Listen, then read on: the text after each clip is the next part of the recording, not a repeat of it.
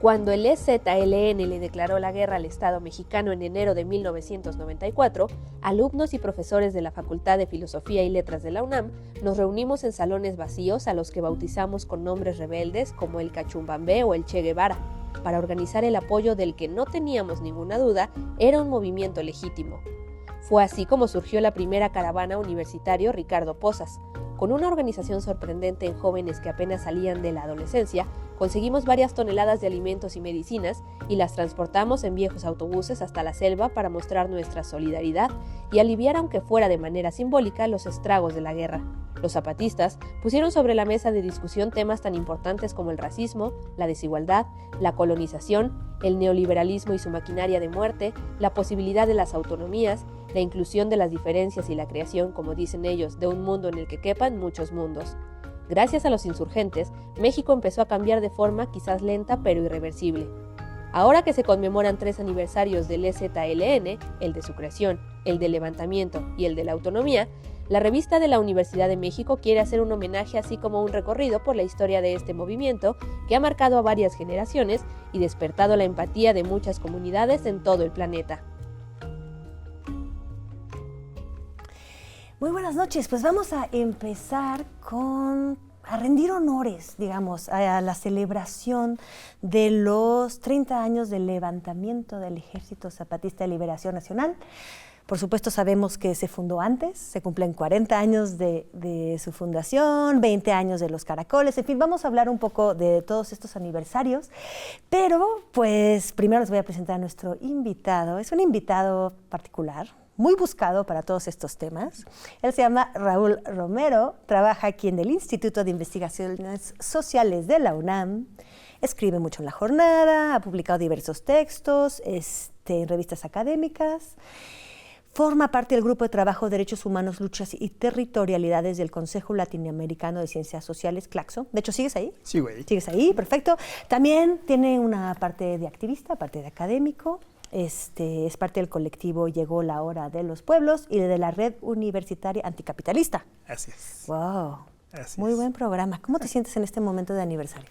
Muy bien, muchas gracias por la invitación, Yael. Muy contentos de celebrar uno de los movimientos más importantes del mundo por lo que ha dejado para el mundo, ¿no? Celebrar al zapatismo significa celebrar la apuesta por la vida, ¿no? Significa celebrar a un movimiento de raíz y principalmente compuesto por pueblos originarios de raíz maya, que llegaron en un momento en el que el mundo se planteaba el fin de la historia y se planteaba prácticamente que no había salidas más que más allá del capitalismo y la democracia liberal. Y en ese mundo ya apocalíptico de los años 90, digo yo, seguramente éramos muy jóvenes, no lo vivíamos. No, aparte pero... que más apocalipsis, o sea, ¿sabes? Como que tenemos tendencia a pensar que el apocalipsis es ahora, ¿no? Claro. Pero ya había empezado. Ya se han vivido en varias ocasiones, ¿no? Entonces, en esa escena el zapatismo llega a decirle al mundo, otro mundo es posible, ¿no? Un mundo de muchos mundos. Y llega a sacar, conozco historias de viejos compañeros, compañeras, militantes, pensadores críticos que habían entregado su vida a la organización social y que después de la caída del muro de Berlín se fue a la depresión. Prácticamente dijo, ya perdimos, triunfó este modelo capitalista de acumulación y destrucción del planeta, y que en el 94 reencontraron causa y sentido de vida, ¿no? Y que se volvieron a conectar y dicen, no todo está perdido, como dirían, no por ahí esta canción famosa de Mercedes Sosa, ¿no? Y reencontraron una causa de vida, un sentido de vida, una lógica, un sujeto para seguir luchando, pero un sujeto además muy distinto.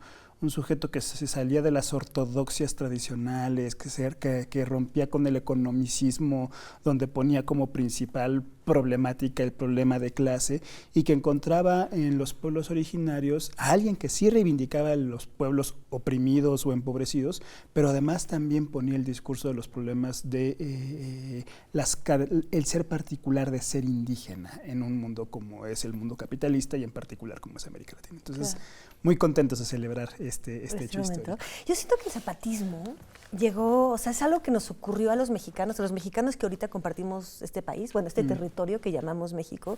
Es decir, nos sucedió a la generación de mis padres, que ahorita son los abuelos y que uno quiere, a mi generación, un poco a tu generación, pero sé que pues eras un niño de 11 años en ese momento. Y de repente yo tengo tendencia a pensar que le pasa también a la generación actual, pero a veces lo siento un poco ya alejados, como si no les hubiera realmente sucedido a ellos, cuando yo siento que sigue sucediendo. Como nos atravesó a todos que cohabitamos, me gustaría primero preguntarte cuál fue tu primer acercamiento o contacto con el zapatismo, puesto que le has dedicado una gran parte de tu vida. Tenías 11 años.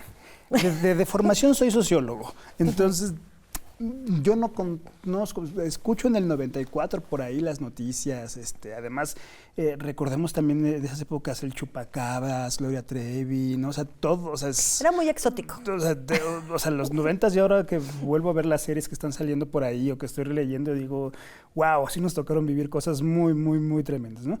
Yo no me acerco sino hasta el 98, por una fortuna de la vida entro a un colegio de Ciencias y Humanidades de la UNAM, entro hacia la segunda semestre del 98 y lo que me toca es ir a un concierto en el que está Panteón Rococó y están cantando una canción que se llama Marcos Hall y los cantantes van con sus camisas del ZLN y algo me dice, un chavito que viene de extracción popular, que llega a la educación media superior por la universidad pública, gracias a la universidad, se encuentra ahí con alguien que me está hablando a mi sector, a mi ser, y además conecta con todo el movimiento que estaba por explotar en ese momento, que era el movimiento por la gratuidad de la educación en contra de las cuotas en la UNAM, y en realidad pues ahí termino de conectar y es una historia musical que sigo reflexionando hoy. Apenas se hizo un festival Resonancia del Caracol para celebrar estos aniversarios del ZLN y buscaba intentar encontrar el puente que hay desde Panteón Rococó, Molotov, Café Tacuba, todos estos grupos que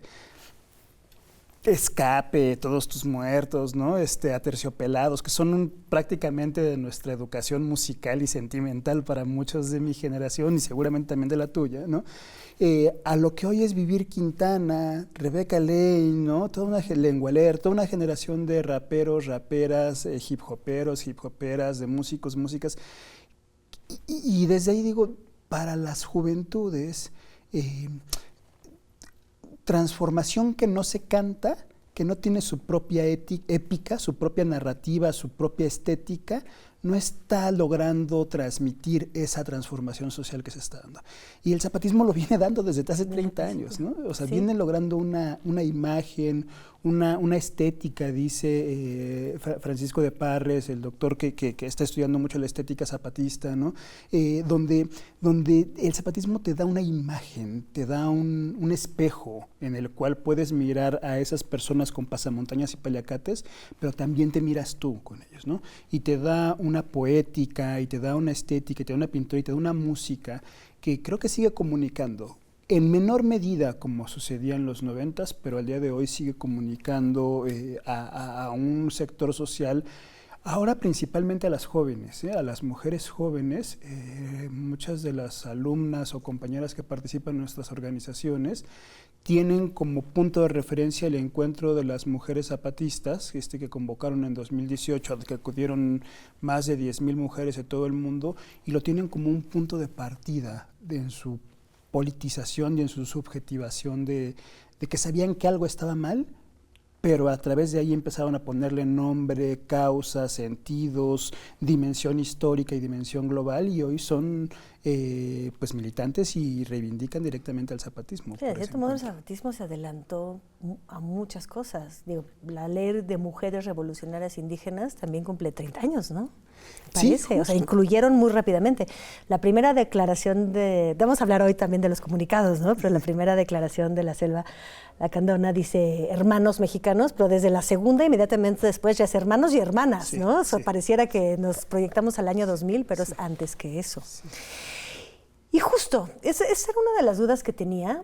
¿Cómo hacen los zapatistas para conectar con el mundo? O sea, hay tantos movimientos de lucha de justicia social, de reconocimiento de las naciones originales, de territorios, de autonomías. O sea, hemos tenido a los vascos, hemos tenido o sea, hablo de los vascos allá, pero tenemos no sé, a los de Bolivia, a los de Perú, ha habido los mapuches. Ha contado con una manera de conectar con un chorro de interlocutores internacionales, como tú dices, de levantar los imaginarios.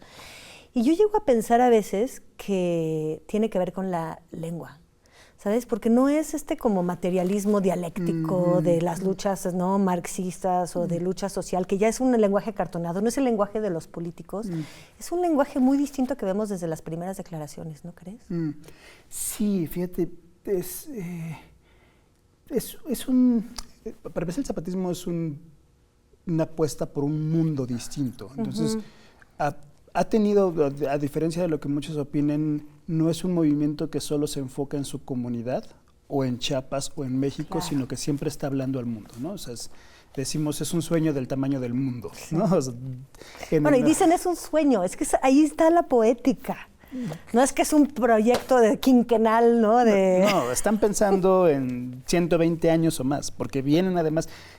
No hay un tiempo histórico, ¿no? O sea, no hay un tiempo histórico lineal, sino hay somos producto de 500 años, somos los que resistimos, somos los que estuvimos en la guerra de independencia. O sea, es una forma de historia, es una forma de pensar al mundo completamente distinta y es una forma muy humana, muy característica de los pueblos originarios, estos que se saludan todas las mañanas preguntando cómo está tu corazón hoy, ¿no? O sea, es una forma que rompe también con las dualidades características del pensamiento racional occidental, ¿no?, que separa mente de corazón, y acá lo pone en una unidad, como pone en una unidad el pensar y el habitar el mundo conectado con los territorios, ¿no? O sea, es una cosmovisión y una forma de pensar y habitar el mundo completamente distinta, que es muy humana y que es muy en realidad como habitamos realmente el mundo. Entonces, siempre todos los comunicadores tuvieron sus encuentros intergalácticos, ¿no?, donde hablaban a todos los seres del planeta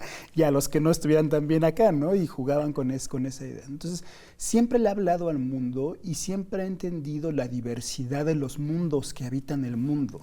Entonces, hay este discurso famosísimo del subcomandante Marcos hacia 2001, donde dice, soy un gay en Nueva York, soy un pirata en Italia, soy una trabajadora doméstica en México, o sea, donde también no solo entiende el carácter de ser empobrecido, de ser desposeído por un sistema que acumula y genera riquezas, sino también la particularidad que tiene el ser gay en Nueva York, negro o afrodescendiente, ¿no?, y además empobrecido. O sea, las múltiples opresiones y explotaciones que se conjuntan en esos cuerpos, que es lo que después vendrán a teorizar muchos de los teóricos que hoy actualmente están hablando sobre la diversidad sexogenérica. Fíjate que no me acordaba de ese discurso de Marcos, me acordaba cuando decíamos todos somos Marcos, por ejemplo, ¿no?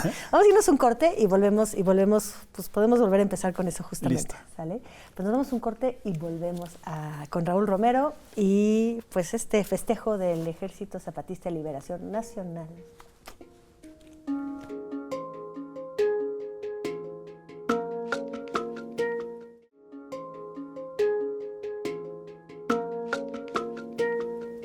Estamos de vuelta hablando del EZLN con Raúl Romero aquí tras Camellón, ¿no?, del Instituto de Ciencias Sociales de la UNAM. Raúl, hablábamos un poco de la estética del movimiento, que quizás es lo que ha permitido conectar a través de la música, conectar a través también de muchísimas cosas del imaginario, ¿no? Marcos apareció siempre enmascarado. Y es cierto que bueno, los zapatistas estaban con su pasamontañas y siempre preguntábamos quién es Marcos, y la respuesta era, pues yo, ¿no? Todos somos Marcos.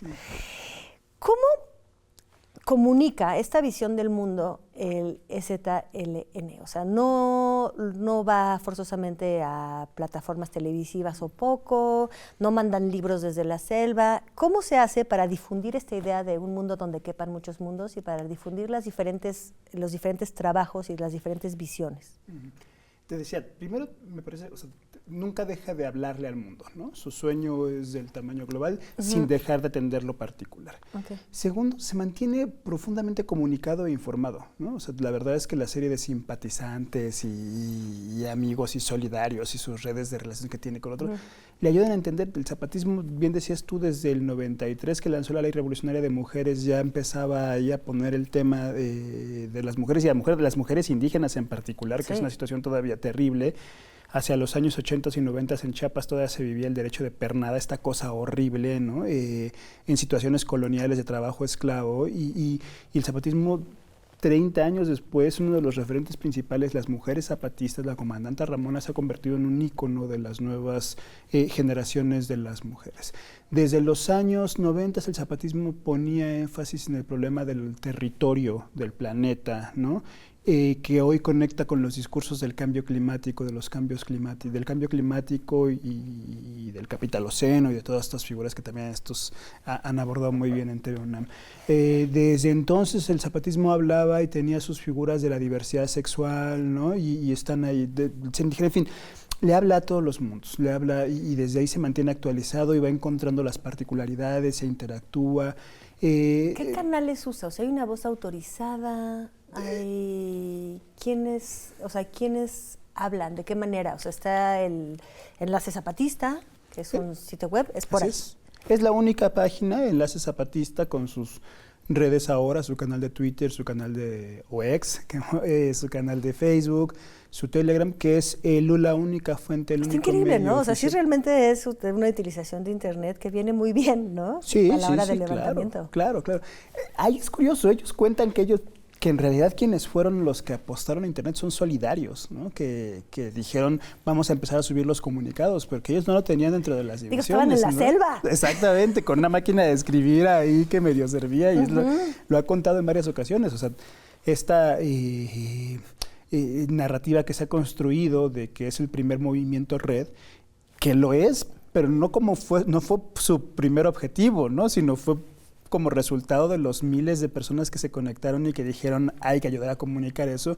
Y es una cosa también bien interesante, ¿no? Como el zapatismo tiene su mensaje, tiene sus lógicas, tiene sus formas, tiene sus propias estructuras, tiene su propia vocería, ¿no? Durante mucho tiempo fue el subcomandante Marcos, hoy es el subcomandante Moisés.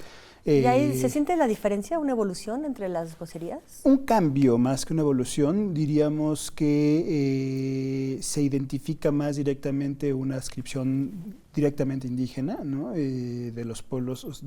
No es que el anterior no haya comunicado su palabra, sino que además, por ejemplo, hay una cosa, en 2018 ellos generaron un documento, un encuentro que se llamó La Hidra Capitalista, donde explicaban el sistema mundial, el sistema económico, a través de una finca, ¿no? Y decían, para nosotros el capitalismo es como una finca con sus capataces, ¿no? Con sus finqueros, con sus hacendados.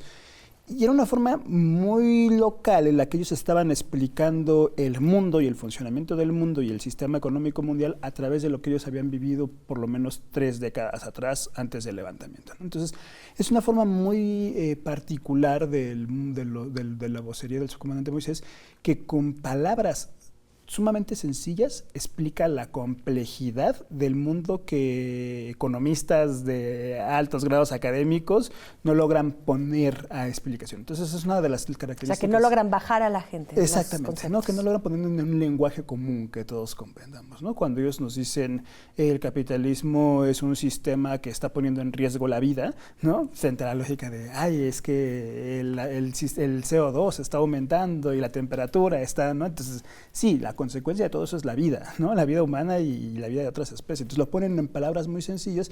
Algunos podrían decir demasiado ideológicos, nosotros decimos en palabras sencillas, ponen conclusiones científicas que se están demostrando. Y otro elemento para cerrar con lo que tú preguntabas, también a mí me parece que el zapatismo ha tenido siempre un peso, una relación importante con las artes y las ciencias, ¿no? Dicen justo en varios de sus comunicados que son las semillas del mundo nuevo, ¿no? Hay ahí, lejos de lo que se pueda creer, de que hay un distanciamiento con el mundo científico, para nada. Hay una reivindicación de los saberes científicos, hay un reconocimiento y una exigencia incluso a las comunidades científicas para vincularse más con la resistencia zapatista, y las artes como una forma de un lenguaje menos duro, menos... Es que a mí, ¿no? De verdad es que lo que más me sorprende cuando leo los comunicados zapatistas, incluso las denuncias que hacen desde la Junta, desde las juntas, las JLB. Juntas de buen gobierno. Juntas de buen gobierno, por eso. Es la oralidad, o sea, la no necesidad justamente de recurrir a una sintaxis perfectamente gramatical, que es lo que haría cualquier político, sino dejar como una marca de oralidad, como una lengua muchísimo, en realidad mucho más viva, o sea, no perfecta, sino como todos nosotros, con nuestro pelito que nos sale aquí, o sea, como de verdad que transmite cierto calor, o sea, estás como muy cerca de la persona que está hablando y no están atrás, pertrechados atrás de un discurso como que uno dijera corregido. Sí. Creo que eso también ayuda a un acercamiento y a a quizás como, no sé, o sea, las personas que leen esto, o sea, esto va dirigido, por ejemplo, hay unas denuncias que van dirigidos como al gobierno, y sin embargo no te pregunto si sí, y también por qué, o sea, no tratan de hablar el lenguaje del gobierno, se quedan en su lenguaje. Sí. Como que ustedes entiéndanos a nosotros, no nos vamos... Sí. El zapatismo hace mucho dejó de hablar al gobierno, por lo menos desde 2001 no es su interlocutor, ¿no? Ellos se fueron a construir su autonomía de facto luego de la traición de los acuerdos de San Andrés y no tiene como interlocutor a los malos gobiernos, ¿no? Los tiene como, los denuncia, pues, ¿no? Y los menciona como denuncias, pero no como interlocutor. Pero cuando hay denuncias, por ejemplo, de que si las personas vinieron a invadir, o sea, todas las denuncias, ¿sí? ¿A quiénes van dirigidas? Sociedad entonces? Civil, organizaciones de derechos humanos, como ahí ustedes vean, se entérense de lo que está pasando, mantenernos al tanto, ¿no? Y ese lenguaje, efectivamente, sí es un lenguaje muy de... ahí vean, pues, ¿no? ¿Sí? ¿no? Ahí les contamos... Que tiene todo, porque tiene, o sea, desde esa sencillez comunica quiénes son los paramilitares, a quiénes sirven, cuáles son sus intereses, ¿no? O sea, cuando estamos en la universidad y te forman todo tesis de investigación durísimas y complejísimas sobre explicar el paramilitarismo, ya te explican cómo es, ¿no? Que son creados directamente por el Estado para atacar directamente la resistencia. Entonces, en una sencillez explican también la complejidad del fenómeno que están viviendo.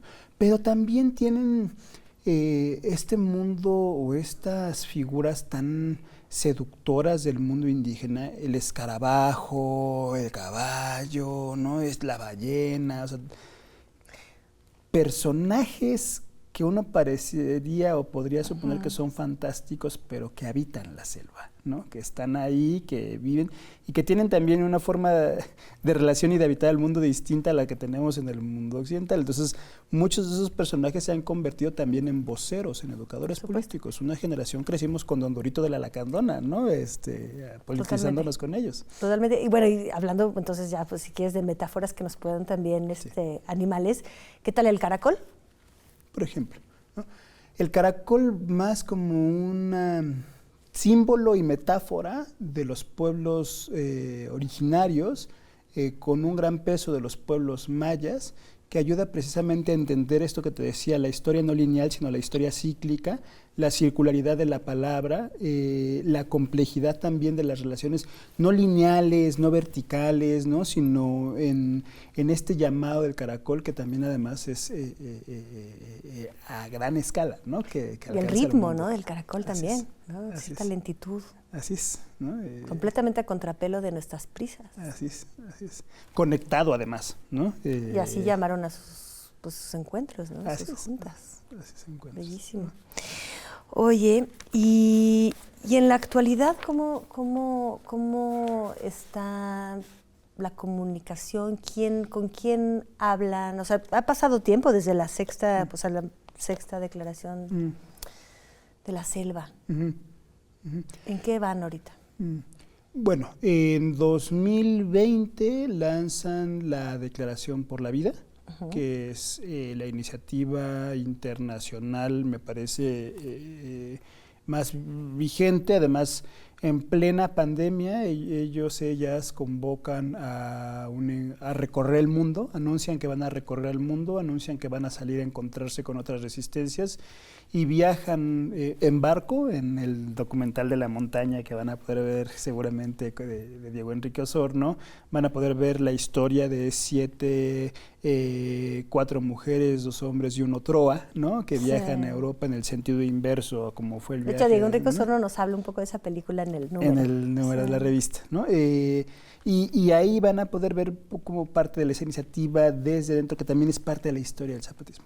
Y luego va una delegación aérea de casi 180 zapatistas, también hombres, mujeres, otroas, infancias, que van a encontrarse. Y esa declaración por la vida lo que dice es, dentro del gran mundo que vivimos está el problema del cambio climático, el problema del ecocidio como uno de los problemas más atroces que hay que atender con urgencia, y dentro de ese el problema del patriarcado, ¿no? Como parte de un sistema de géneros que domina y que tiene una relación que está llevando a la muerte de miles de personas, la expulsión de personas migrantes, ¿no? Como también parte, y todo eso como origen el sistema capitalista, ¿no? Entonces, es una gran iniciativa de articulación que ellos lanzan para recorrer los distintos continentes, y ahí el coordinador general de la Travesía por la Vida fue el subcomandante Moisés, que es por lo menos de 2010 y 2014, creo, si no mal recuerdo, es el vocero oficial del ZLN.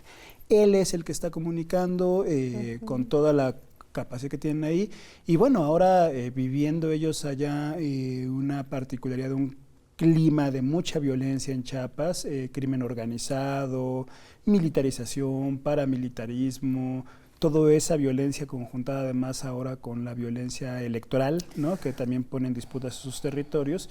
Pero ahí entendemos ellos ahora con toda una serie de comunicados que han comenzado a lanzar y que estamos leyendo, y que es muy pronto para hacer un análisis por todo lo que falta todavía, entendemos que se están adaptando y sobreviviendo a la situación y que están lanzando una apuesta de futuro. Va a ser seguramente.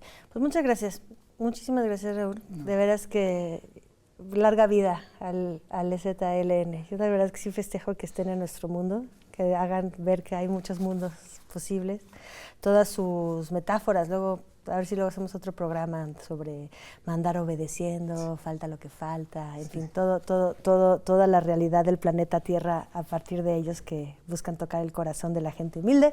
Gracias, y gracias a ustedes también, y nos vemos para seguir hablando de este movimiento la próxima semana.